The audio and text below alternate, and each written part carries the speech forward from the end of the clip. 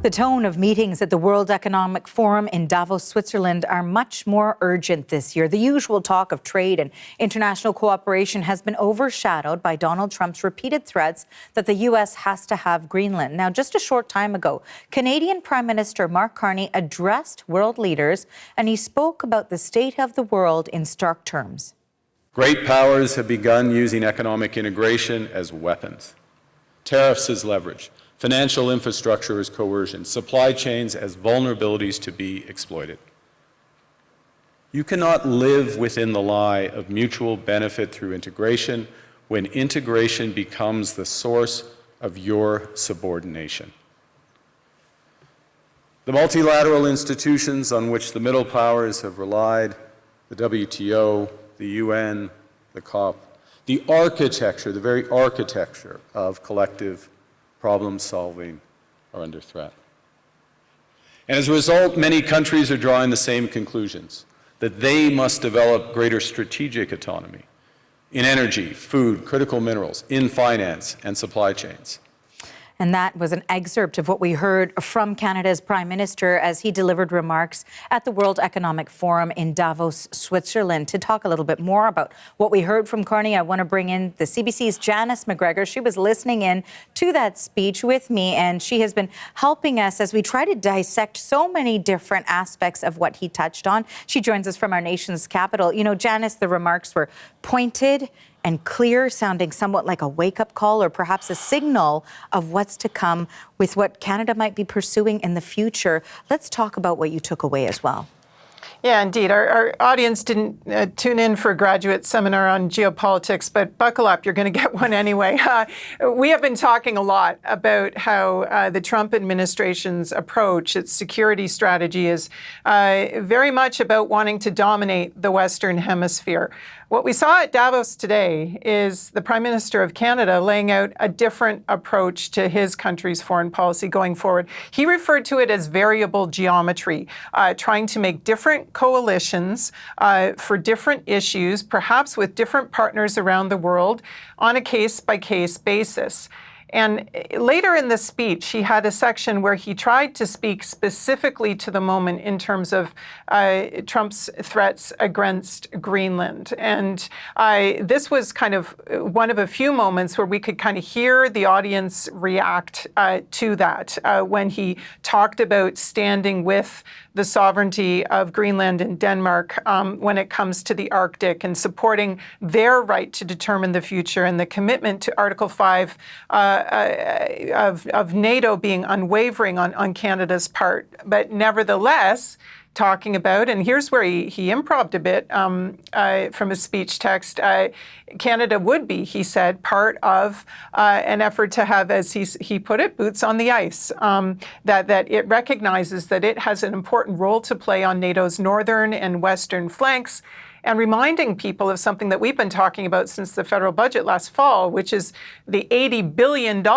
earmarked by the Carney government, an amount staggering for those of us who have covered defense budgets up till now in its scope and its size and its ambition. But this idea that Canada is going to get serious and where a lot of that money is going to be spent is in the North. And for example, his Minister for Northern Economic Development, Rebecca Chartrand, yesterday was floating the idea that we would have a base at Churchill again, not just a deep water port to ship out our resources, but a military base there. That is the sort of thing that you get into if you are really going to meaningfully bolster NATO's north and western flank.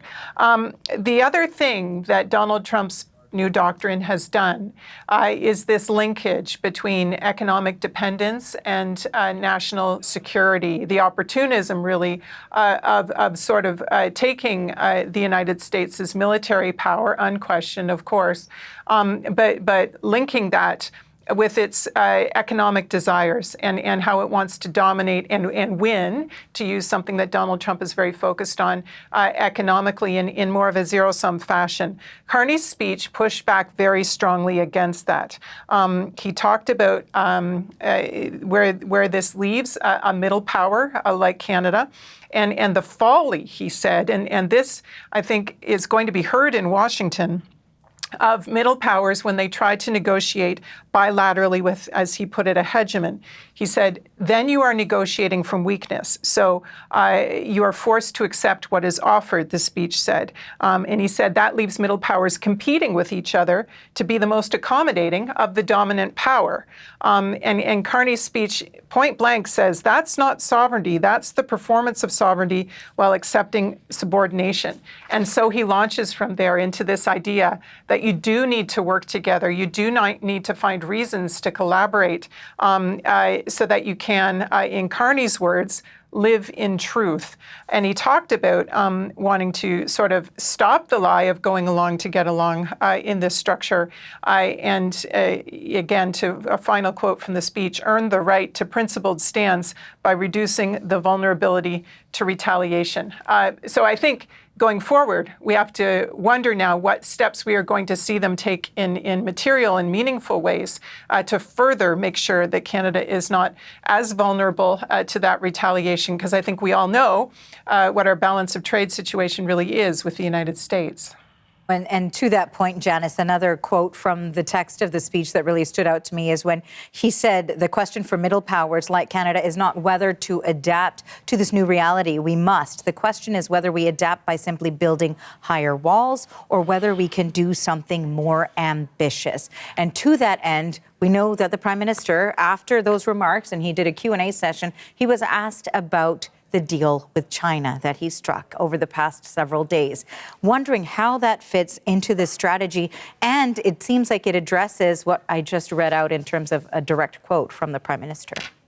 Yeah, because very interestingly, in this time of a lot of economic nationalism and protectionism on the part of the Trump administration, this speech is a bit of a fighting back for market liberalization for people who do actually believe there are things to be accomplished with free trade. He is not giving that up. There is a line in here about how it isn't in people's interests to build high fortresses. Maybe you'd expect that at a gathering like the World Economic Forum in Davos, but nevertheless, Carney not giving that up, saying there still can be advantages for this, and defending the deal he made in China last Friday as being an example of that, not positioning it as a defensive move on Canada's part because it was afraid of not having friends in the wake of this American aggression, but an opportunity to grow, that if you liberalize that trade in certain areas subject to parameters, and he talked about guardrails, there are things to be gained in energy, in agriculture, in financial services of working with China, and that's in your interest to have some offense, he said, in China, not to do it defensively because you're afraid of the U.S. This is a very important framing that he wants the world to understand about what his government is trying to do, and I think we're going to be analyzing for some time what the consequences of that might be. Okay, thanks for this, Janice. That's the CBC's Janice McGregor in Ottawa.